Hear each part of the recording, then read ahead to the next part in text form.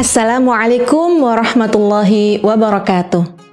Kembali lagi berjumpa dengan Agrianita IPB University dalam Syiar Ramadan tentang kisah Nabi Muhammad SAW. Kali ini saya akan menyampaikan episode ke-18 yang berjudul Perlindungan dari Allah Subhanahu wa Ta'ala. Abu Thalib segera melaksanakan apa yang disarankan oleh Buhairah. Karena peringatan itu memang beralasan. Segera setelah Abu Thalib dan Muhammad meninggalkan rumah Buhairah, datanglah 3 orang ahli kitab bernama Zurair, Daris, dan Tamam kepada Buhairah. Ketiganya menyandang senjata di pinggang. Mereka bertanya kepada Buhairah, apakah ia juga melihat seorang anak dengan ciri-ciri seperti ini dan itu. Buhairah tahu bahwa mereka mencari Muhammad. Rupanya ketiga orang ini juga telah mendengar tentang Muhammad. Buhairah memandang senjata-senjata yang mereka bawa dengan perasaan ngeri. Buhairah tahu mereka mencari Muhammad dengan maksud membunuhnya. Oleh karena itu, Buhairah berusaha memberikan perlindungan kepada Muhammad. Tidak henti-hentinya Buhairah menasihati ketiga tamunya akan adanya kekuasaan Allah. Diingatkannya bahwa bagaimanapun usaha mereka tidak akan mampu mendekati Muhammad untuk membunuhnya. Akhirnya, ketiganya pun melihat kebenaran dalam perkataan Buhairah. Batallah niat mereka untuk mengejar dan membunuh Muhammad. Kemudian berlalulah mereka dari hadapan Buhairah. Allah menjaga Muhammad dari kejahatan-kejahatan dan kotoran-kotoran jahiliyah. Allah membimbing Muhammad tumbuh menjadi orang yang paling kesatria, paling baik akhlaknya, paling mulia asal-usulnya, paling baik pergaulannya, paling agung sikap santunnya, paling murni kejujurannya, paling jauh dari keburukan dan akhlak yang mengotori kaum lelaki, sehingga semua orang menjulukinya Al-Amin, karena Allah mengumpulkan sifat-sifat itu pada diri Muhammad.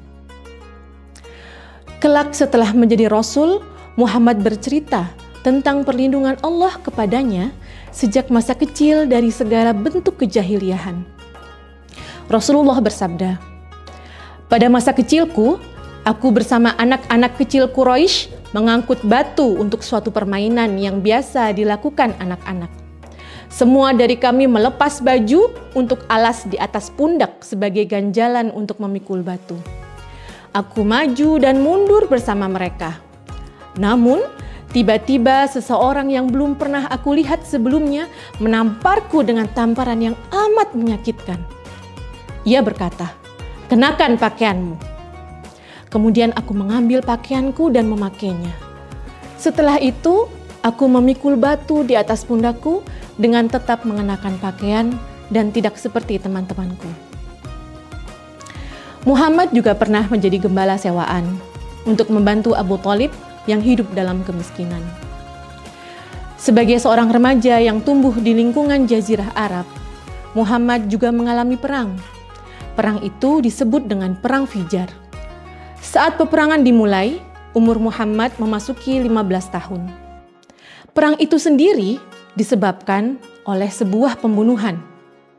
Barot bin Qais dari Bani Kinanah membunuh Urwa ar-Rohal bin Utbah dari Bani Hawazin. Hanya karena Barot jengkel ketika Urwa dipilih untuk memimpin kafilah dagang Nu'man bin Munzir yang kaya. Diam-diam, Barot mengikuti kafilah Urwa dari belakang dan membunuh Urwa. Padahal ketika itu adalah bulan suci, bulan yang tidak diperkenankan bagi siapapun untuk menumpahkan darah. Karena Quraisy pelindung Barot, Bani Hawazin mengumumkan perang terhadap Quraisy untuk membalas kematian Urwa. Perang pun pecah pada bulan suci. Selama 4 tahun berturut-turut, kedua belah pihak saling menyerang.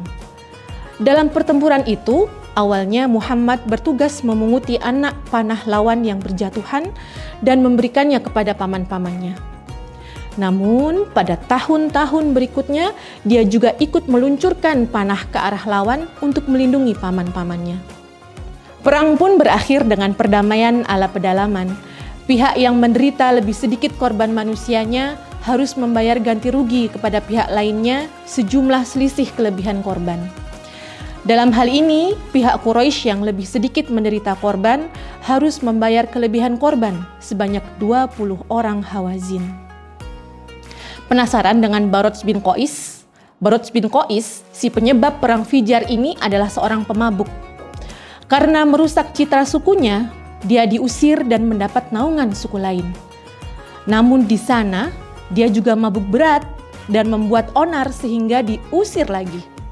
Akhirnya, Harb bin Muawiyah, ayah Abu Sofyan, menampungnya, walaupun hampir saja Barods bin Qais ini diusir lagi karena terus berbuat onar. Dikarenakan perlindungan Harb dari Quraisy inilah, Bani Hawazin menyerang Quraisy ketika Barods bin Qais membunuh Urwah bin Utbah. Demikian kisah kita pada hari ini. Bagaimana kelanjutan kisah masa remaja Rasulullah SAW? Nantikan lanjutannya esok hari ya. Terima kasih. Billahi taufik wal hidayah. Wassalamualaikum warahmatullahi wabarakatuh.